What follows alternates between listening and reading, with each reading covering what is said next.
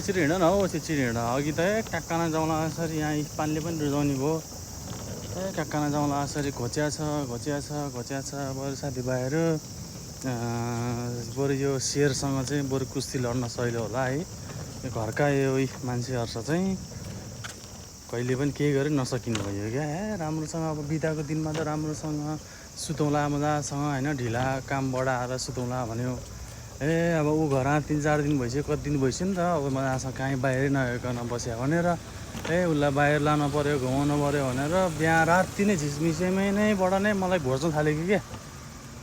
अनि लास्टमा गएर ल सुत्नै देखाएन, कहिले भुत्लाउन आउँछ, कहिले तकियाले हान्छे, उठ भने त्यही भएर बरु शेरलाई त बरु एकचोटि धपायो भने धपाएर त उसकै भाग्थ्यो र कुकुरले हो। तर पनि कुकुरलाई पनि त धपायो भने त भाग्थ्यो। तर हात छ, कोतारिया छ, जाउँ भनेको छ। अहिले अब बिस्तारै लद्राङ दायाँ बायाँ हेरेको छ, हिँडेको छ। सधैँ हिँडेको ठाउँमा नै हेर्दै आकाशतिर हिँड्नुपर्छ र भनेको क्या।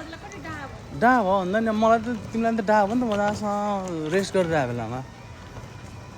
हेर त्यो त हो, सब कसैले नै पुग्दैन। त्यही भएर मेरो मात्र होला कि सबैकैजनाको यस्तो होला है।